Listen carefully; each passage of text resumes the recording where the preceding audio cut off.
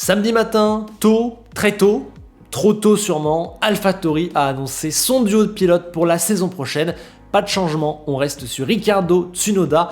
Une annonce qui était très attendue car il y avait 3 hommes pour 2 postes. Finalement, c'est Liam Lawson qui reste sur la touche. Qu'en pensez? Qu'est-ce que ça nous dit sur la suite? Aujourd'hui, on tente de décrypter cette info mercato et vous allez voir qu'elle me pose un petit problème.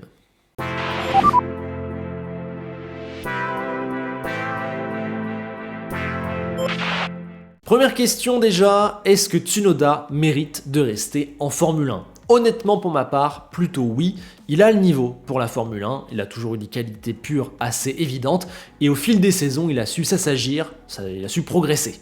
Après 2 saisons face à Gasly, il avait réussi par se rapprocher du français à la fin de l'an dernier et là il a marché sur De Vries, certes rien de très impressionnant mais la différence s'est clairement vue. Depuis que son coéquipier n'arrête pas de changer, il est plus dur à juger, d'autant qu'il n'a pas pu faire un seul tour à Singapour et à Monza, mais dans l'ensemble, j'ai envie de dire que sa saison est bonne, surtout au début où il était très propre, toujours à la porte des points et en allant en arracher un en Australie et à Bakou. On peut tourner le truc un petit peu dans tous les sens, pour moi le qualificatif qui décrit le mieux la saison de Tsunoda, c'est bon. Pas plus, mais certainement pas moins.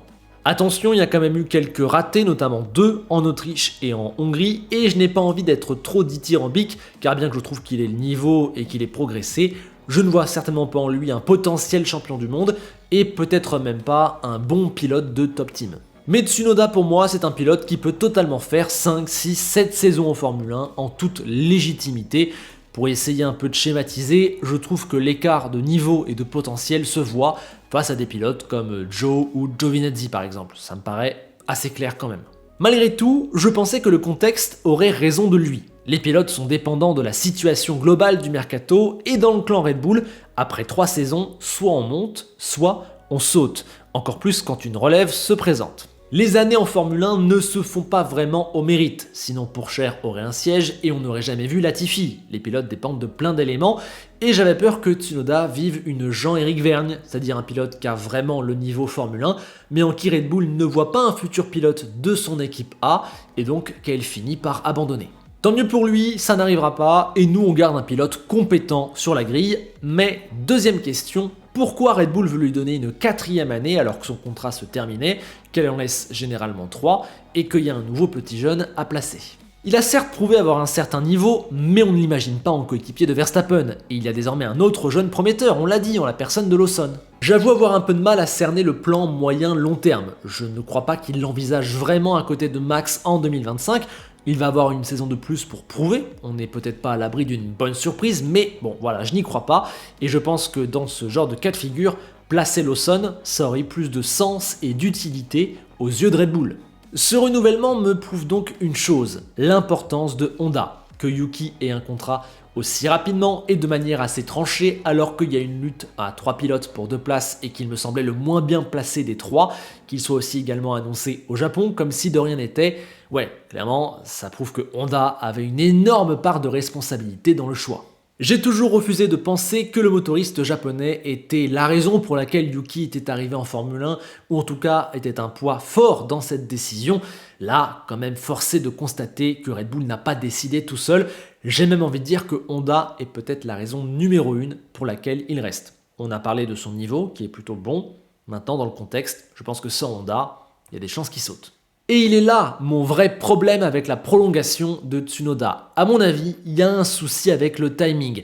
Pourquoi décider ça maintenant alors qu'il reste 6 courses pour essayer de mieux comprendre une situation compliquée avec 3 pilotes? La logique aurait voulu qu'on attende d'en savoir plus sur Lawson et qu'on laisse Ricciardo revenir pour voir son état et pour décider avec plus de cartes en main, mais non, c'est comme si la prolongation de Tsunoda n'avait jamais fait le moindre doute. Ça laisse carrément penser que c'était scellé depuis un moment, j'ai même envie de penser avant la reprise de la trêve estivale.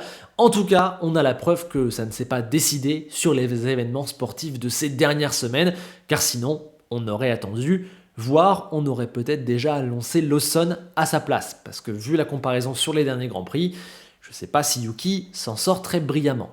Peut-être qu'un jour on saura la date, mais je pense que c'était fait avant la blessure de Ricciardo, puisqu'il n'y a qu'avant Zandvoort qu'une prolongation aussi rapide avait du sens lorsque la relève Lawson n'existait pas. Pour conclure, je redis que je suis heureux de voir un pilote qui a le niveau F1 rester en F1. Mais je m'interroge encore beaucoup sur son vrai niveau et sur son potentiel. Surtout, vu le contexte du clan Red Bull, je suis surpris par la rapidité et par les conséquences de ce deal. Maintenant, je suis surtout curieux de voir où il sera dans 1 an et demi. Est-ce qu'il sera chez Red Bull, dans une autre écurie ou en dehors de la Formule 1 ? J'avoue que je suis totalement perdu.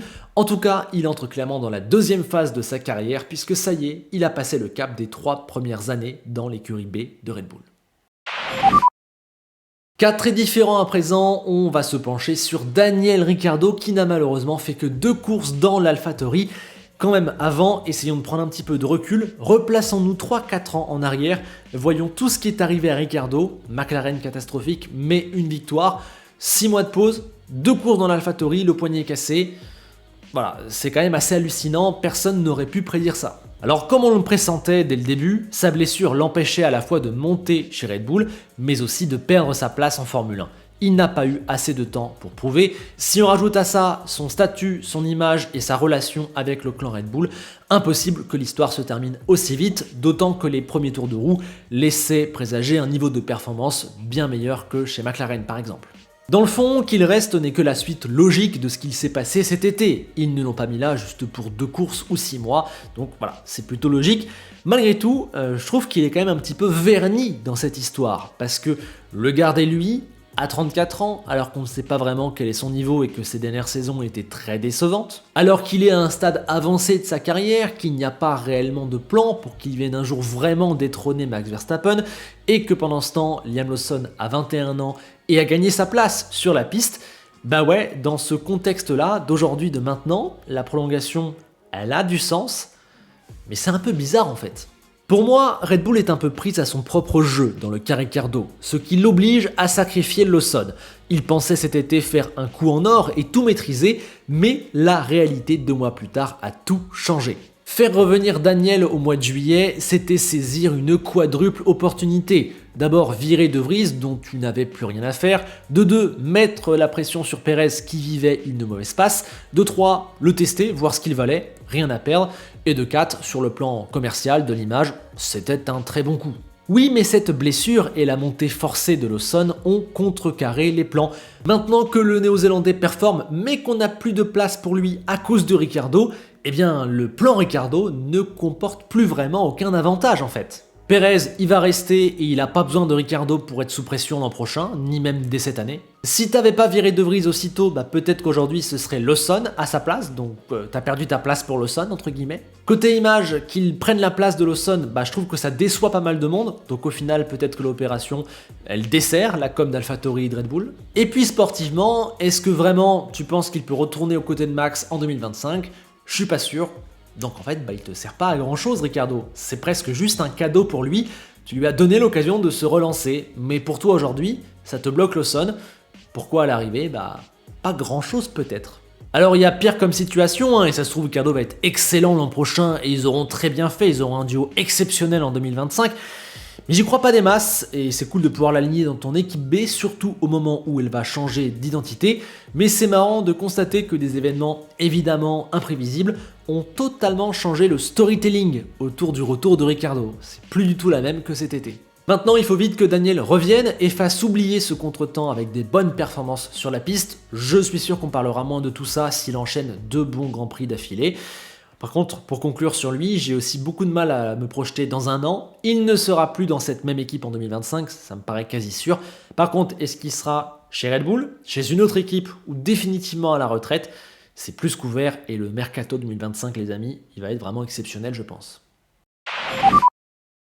Et puis donc, évoquons le 3e homme, celui qui n'a pas été retenu, et ce qui nous a tous un petit peu déçus, tant il a été exceptionnel et convaincant depuis qu'il a démarré cette pige de remplaçant, très propre, dans les pires conditions possibles à Zandvoort, pas loin d'accrocher les points à Monza, exceptionnel à Singapour et très bon à Suzuka, où il fait un meilleur dimanche que Tsunoda. Liam Lawson a séduit tout le monde. Et franchement, quelle surprise, parce que c'est un jeune qui avait été bon dans les catégories juniors, mais sans vraiment nous éblouir. On savait qu'il était là, en pilote de réserve, mais personne ne venait vraiment pleurer sur son sort. Mais voilà, 2 mois plus tard, il y a une sorte d'unanimité, tout le monde l'aurait titularisé en 2024. J'ai fait un sondage dans mon onglet communauté, 50% auraient fait un duo Lawson-Ricciardo, 27% un duo Tsunoda-Lawson, ça veut dire que les 3/4 des personnes abonnées à cette chaîne, eh bien, auraient gardé Liam Lawson. C'est quand même assez fou parce qu'il y a 2 mois, personne ne le mettait sur sa grille pour 2024. C'est dire à quel point il a été vraiment bon, vraiment convaincant, et en vrai, dans un contexte différent, il aurait clairement sauté un des 2 titulaires et il aurait pris sa place. Je pense même qu'on peut être aujourd'hui un petit peu circonspect de ne pas le voir sauter de Tsunoda, vu qu'ils font quasiment jeu égal, alors que l'un a 3 ans d'expérience et l'autre littéralement 0.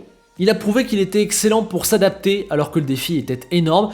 On a un peu du mal à savoir ce que Red Bull attendait de plus, d'ailleurs Horner lui-même l'a dit, rien, ça envoie un message un petit peu contradictoire et négatif aux jeunes pilotes de l'académie, je trouve.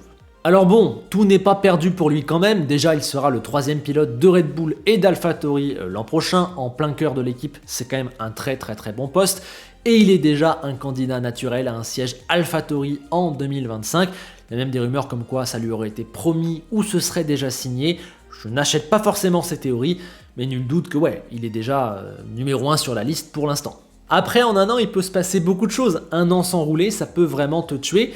C'est là peut-être qu'on arrive sur le dernier siège libre pour 2024 chez Williams. Si James Valve décide de se séparer de Logan Sargent, nul doute que Liam Lawson sera en tête de liste, je pense même numéro 1, même s'il y a la rumeur Drugovich ou Vesti, soutenu par Mercedes. Le problème, c'est que Red Bull a déjà plus ou moins dit non. Horner a fermé la porte, il ne veut pas le prêter parce qu'il veut se le garder pour l'avenir. Il veut le beurre et l'argent du beurre, clairement. Après, pourquoi s'en priver, c'est vrai.